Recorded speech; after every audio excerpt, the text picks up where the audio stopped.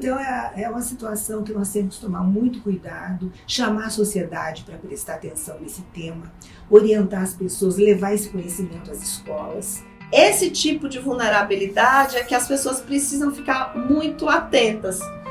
E as famílias precisam ficar muito atentas para que seus filhos não caiam, né? Então existe, não é ficção, não é historinha, romance, nada. Existe, a gente precisa aprender o caminho para combater esse mal. E as organizações criminosas que sabem de onde aquela pessoa veio, se é uma pessoa que tem uma família, a família também está em risco. Então.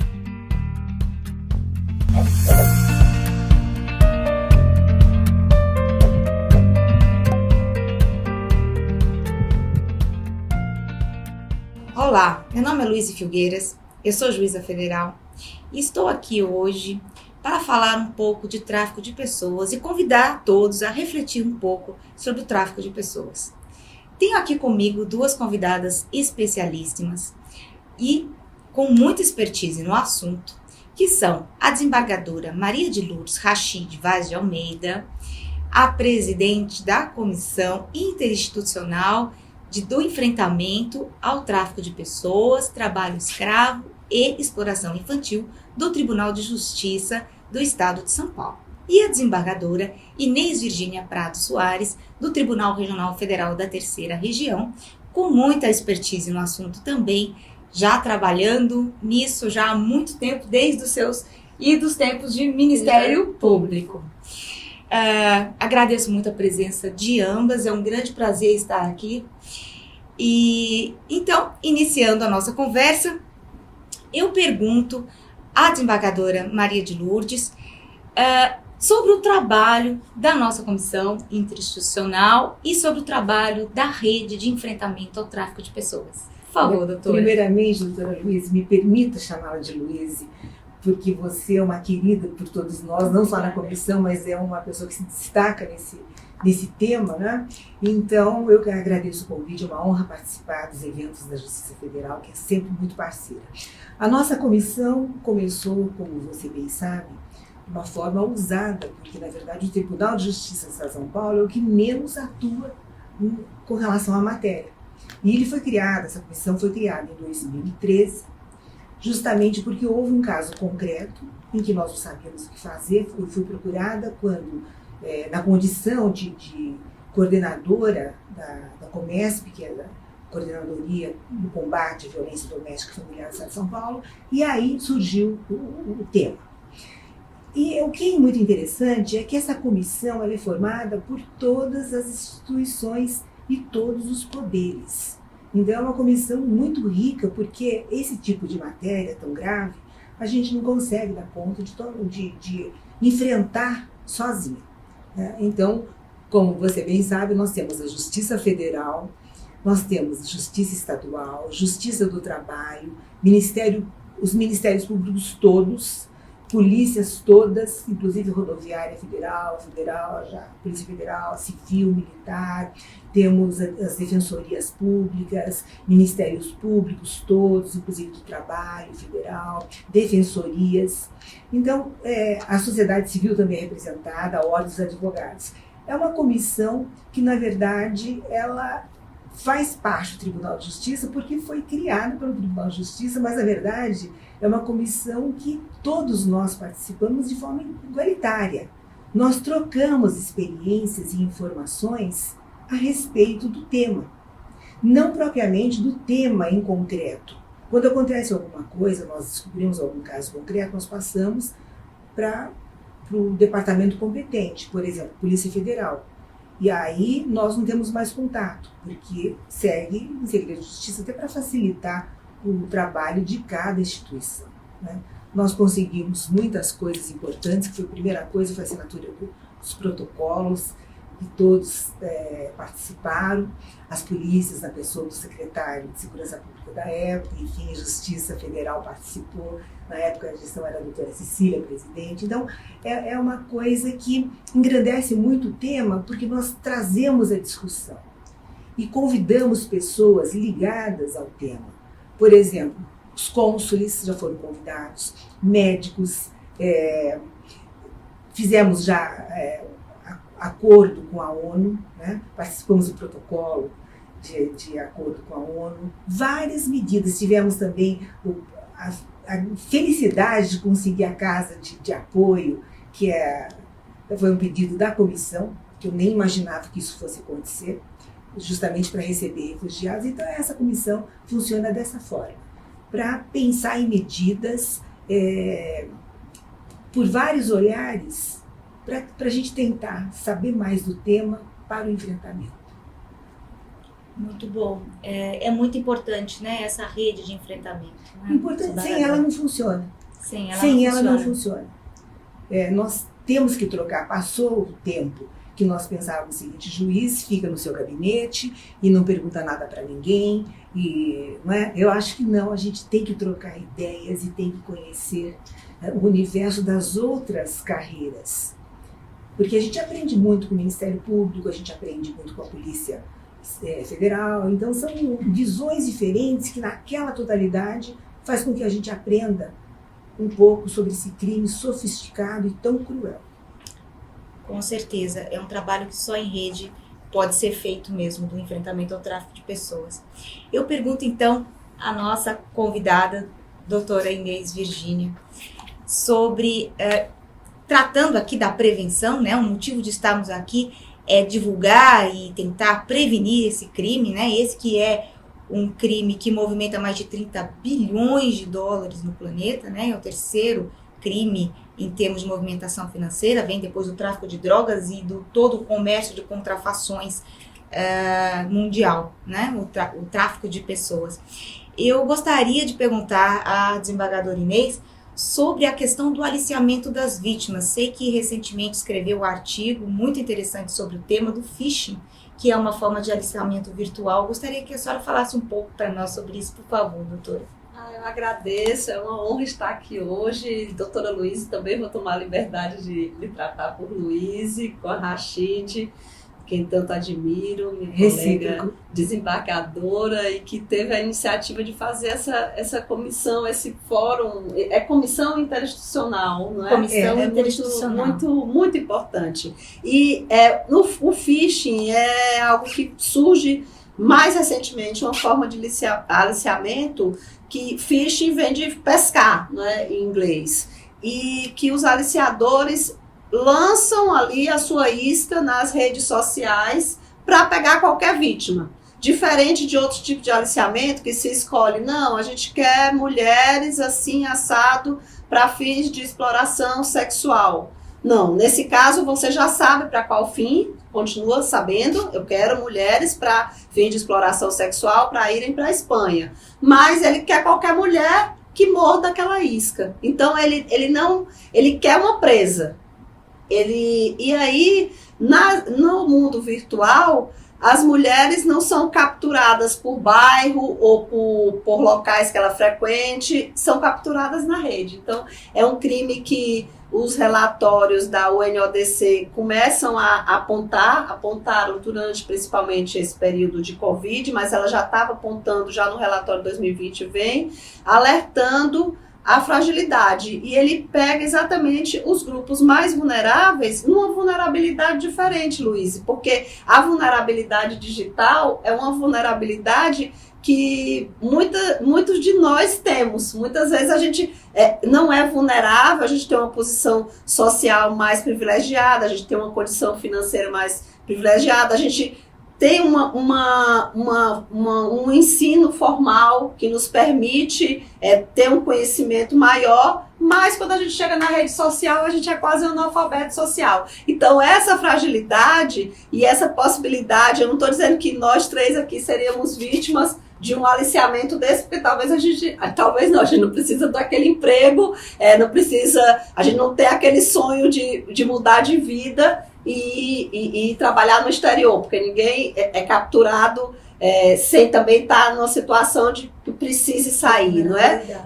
De vulnerabilidade. Uhum. Mas a gente pode se ver numa situação de dar dados, de fornecer informações que no mundo real a gente ficaria mais esperto. Não, porque você está me perguntando isso. E no mundo virtual a gente ali muitas vezes fica numa situação de vulnerabilidade. Então, esse tipo de vulnerabilidade é que as pessoas precisam ficar muito atentas. E as famílias precisam ficar muito atentas para que seus filhos não caiam não sejam presas de aliciadores que traficam pessoas para vários fins, tanto para o fim da exploração sexual, mas também para o fim do trabalho, né, da exploração para trabalho análogo ao escravo. Então, são situações que a gente vê cada vez mais relatos, e as mulheres ficam numa situação, isso diz o relatório da UNODC, mais frágeis do que os homens. É interessante. Inclusive, às vezes as mulheres acabam também tendo relações, são capturadas também por relações que parecem relações afetivas. Então, são situações muito novas, são novidades aí, e são outras vulnerabilidades que a gente tem que enfrentar e tem que pensar como enfrentar. É verdade, o mundo virtual tem trazido muitos desafios, né, para o direito, e muitos novos perigos, né, para todos. Temos que estar sempre muito atentos.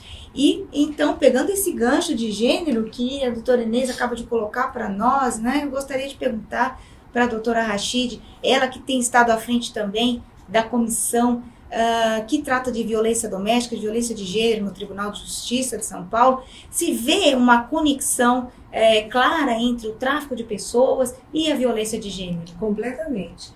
Eu acho que é um momento em que a mulher é mais agredida, porque ela é vítima, ela já está numa situação de vítima de violência doméstica, os assédios todos, violência patrimonial, violência psicológica. Imagine você, uma mulher vítima de tráfico de pessoas. Ela começa com a violência psicológica, ela acaba sendo coagida, ela até pensa que ela vai levar uma vida melhor por conta da prostituição, que não é crime, mas ela passa por momentos cruéis de todas as espécies.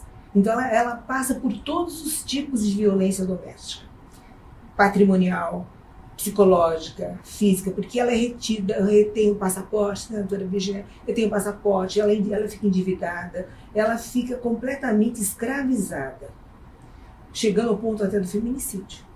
Então eu acho que quando a gente fala em tráfico de pessoas, a primeira coisa que nos vem à mente é a violência feminina, a violência contra a mulher.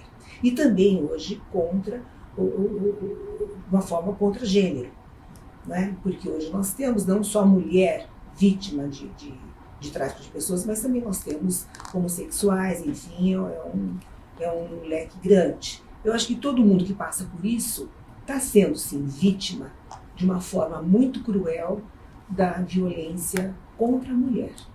Que isso aí nós teríamos que, nos unir. Por isso que eu acho que é importantíssimo isso que vocês estão fazendo na Justiça Federal e o Tribunal de Justiça faz, e eu percebo que a mídia também participa de uma forma. Acho que hoje nós não estamos mais sozinhas no campo jurídico, acho que todo mundo percebeu a gravidade, porque a mulher é o elo de tudo, não é? É a base da família, é a base de tudo. Se tem uma situação dessa estruturada, afeta tudo, afeta filho, afeta todo o universo em que a mulher participa, e ela participa de tudo.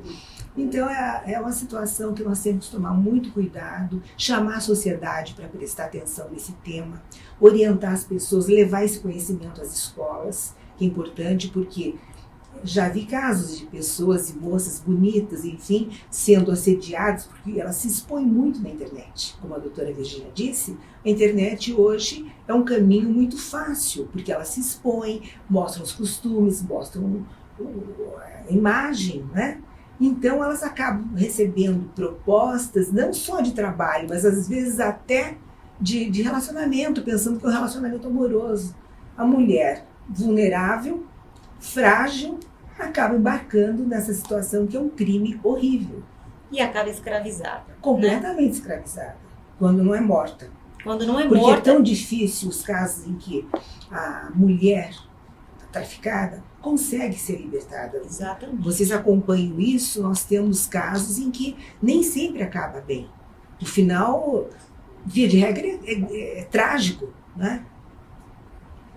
Sabemos que as mulheres, né, e as meninas são as principais vítimas do tráfico de pessoas, né, no mundo, e é uma exploração atroz que pode chegar até a morte e ao tráfico de órgãos. Sim. No final, né? Sim. Aquela pessoa é sugada até as suas últimas energias e até mesmo seus órgãos podem ser traficados depois, né? Sim, eu acho importante, não sei se a doutora Inês concorda, que eu acho que esse olhar de quem está à frente do combate ao tráfico de pessoas, principalmente policiais, tem que ter um olhar mais especializado. Você vê um casal, às vezes, no aeroporto, numa rodoviária, você tem que olhar de uma forma analisando a situação, que nem sempre é um casal que é um casal de verdade, que vai passear, e às vezes em alguns trejeitos, um olhar, você tem que educar o seu olhar. E às vezes... Para a vulnerabilidade. Exatamente, né? a comunidade não está muito habituada com isso, porque acha que é um crime que só existiu na novela, que já passou há uns anos. Salve Jorge. Salve Jorge. E que isso foi coisa de cinema, e não é. Não é. Infelizmente, nós fizemos uma estatística a pedido do CNJ, o Tribunal de Justiça, acho que todos os tribunais receberam, inclusive me lembro, e nós chegamos a trocar ideias a respeito disso, porque você também, na Justiça Federal, e o doutor Zanella na Justiça do Trabalho, a doutora Ivani, talvez, também participaram dessa pesquisa, e nós temos na Justiça Estadual, eu fiquei até pasma, muitos casos de tráfico de pessoas, inquérito, processos já sentenciados.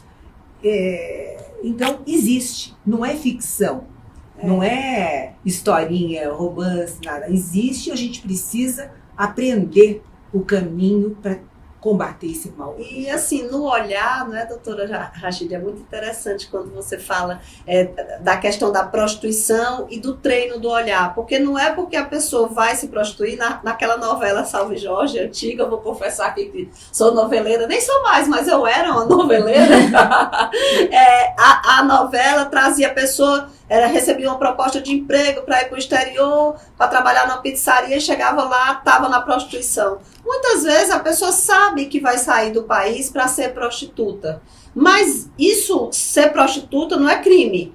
Explorar a prostituição é crime, mas ser prostituta não é crime. Então, se você sai, você tem que ir com certa dignidade, você tem que ter a sua dignidade de poder sair daquele trabalho se você quiser sair. Então você não pode, todos os operadores do direito, todas as pessoas que trabalham no sistema de justiça, e desde do policial que está ali na ponta, né, podendo perceber o crime, ele tem que fazer essa diferença entre o que é uma pessoa em situação de tráfico e o que é uma pessoa que está ali numa profissão que é uma profissão de exploração, é uma profissão que a gente pode julgar de várias formas, a partir da nossa religião, a partir da nossa cultura. É uma pessoa que está, às vezes, numa situação mais de marginalidade, mas ela não precisa ser vítima do tráfico de pessoas. Então, há essa diferença, há esse desafio.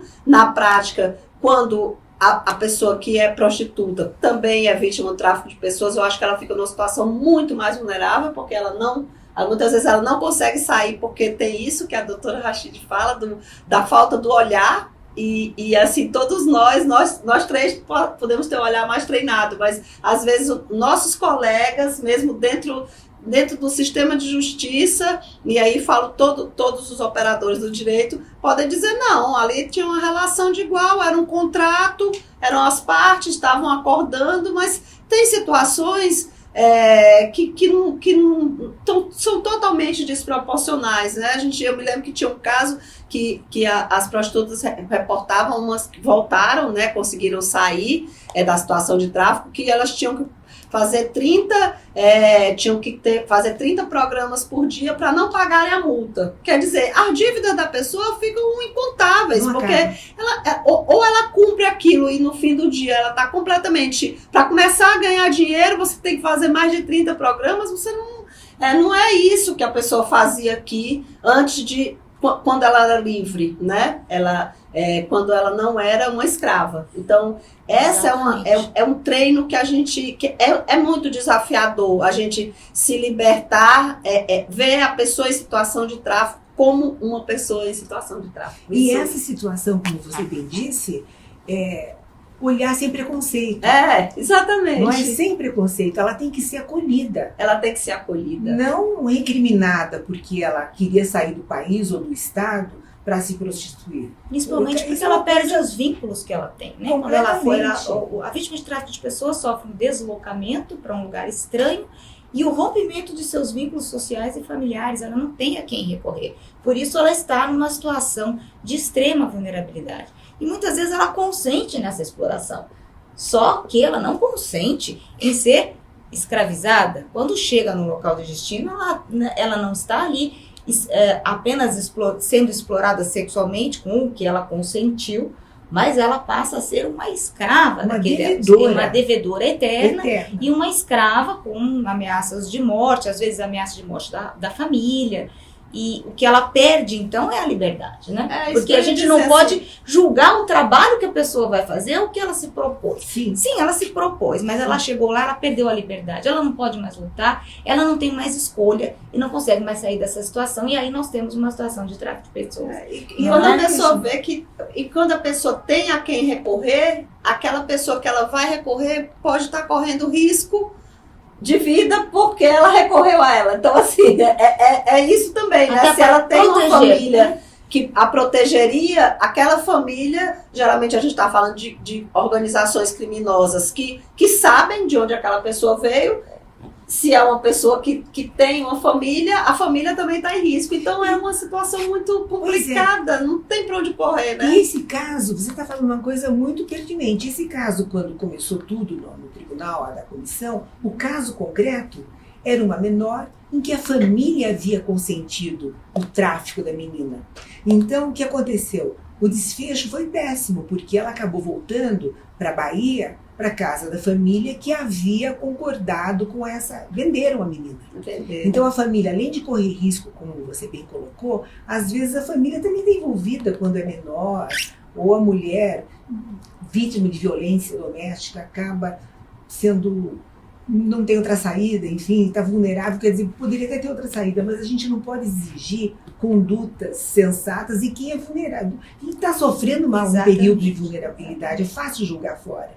Vai saber o que a pessoa está passando e os motivos que levaram ela a praticar esse tipo de conduta. Por isso que eu acho que esse olhar tem que ser de apoio, de acolhimento e principalmente, numa segunda fase, de repressão e tentar descobrir o máximo para poder chegar lá naquele ponto, porque às vezes o intermediário é só um fiozinho, o problema está muito mais complexo do que a gente imagina. Aí eu penso na prevenção, né? Porque a gente todos os anos... Eu ia perguntar. Todos os anos a gente faremos a prevenção. Faz isso, né? De assim, atenção, do vídeo de promessas de trabalho fáceis, diz que denuncie, diz que 180. A gente parece uma cantiga, um mantra, né, nosso, nós três, mas das pessoas que trabalham com o assunto.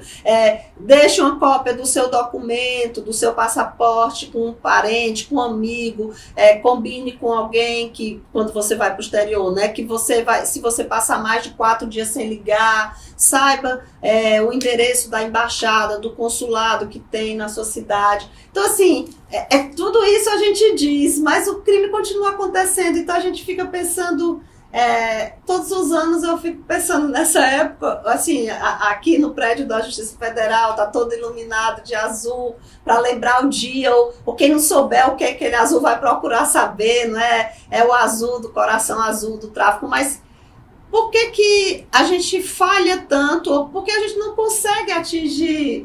Por que continua acontecendo e as pessoas não se previnem, né? Pois é, eu acho que a mídia é importante que nos ajude, que faça chamadas, que façam matérias a respeito do assunto. Na condição de coordenadora da violência doméstica e familiar da Comesp, estive com o secretário de Educação justamente para pedir apoio para que isso fosse às escolas, Só que o que eu ouvi foi uma realidade. Nem toda escola pública está preparada para receber esse tipo de orientação com relação à violência doméstica. Porque são escolas que, às vezes, mais à periferia, são até perigosas para os professores. É uma situação complexa. Eu acho que escola seria um veículo importantíssimo que alertasse os adolescentes, enfim, olha, vejam se acontecer isso, fiquem preparados. Acho que os meios de transporte, né, das deveriam propostas ter. Exatamente. de empregos, propostas Sim, desconfie. ganhos fáceis, Cartazes nos ônibus, metrô. phishing, né? Desconfie, né? Desconfie da internet. Da né? internet. Mas o que a gente vê é exatamente o contrário, né? É um mergulho nesse mundo da internet. A gente tem falhado aí, assim, como sociedade, eu não digo nosso grupo, mas como sociedade em prevenir esse crime. Porque eu acho, sabe, Virginia, que a mulher suscetível, ela está com a autoestima muito baixa. Então, talvez seja até mais prático ela ouvir aquelas coisas e acreditar que é verdade. Talvez, não sei. Isso já é um assunto... E existem homens muito vulneráveis também. A gente vê meninos que têm o sonho de jogar futebol no exterior e são levados e traficados também, e se tornam escravos. E para o trabalho escravo na lavoura, no tráfico interno, a gente tem visto muito também, não é, doutora? Muito. A gente tem visto o tráfico interno de meninos para trabalhar em fazendas e a exploração dos homens também.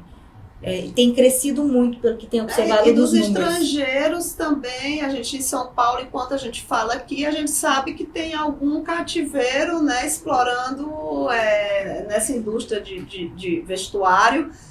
Tem algumas pessoas presas nesse momento trabalhando como escravas, né? Então, assim, o Brasil é um exportador de escravos, mas é um importador também, né? Então... Com certeza.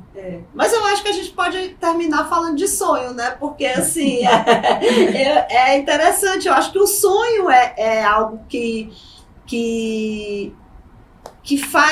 faz o ser humano acreditar, né? Em oportunidades melhores. Mas e se ele acredita para ser explorado, a gente pode também sonhar que um dia não vai ter mais, né? Assim, não acho que a gente não... Eu fui bem pessimista nessa entrevista, mas... Eu acho que não. E olha, a maior prova que a gente tem que sonhar é que lá atrás, quando eu comecei na carreira, não se falava em violência doméstica. A gente nem tinha a Lei Maria da Penha.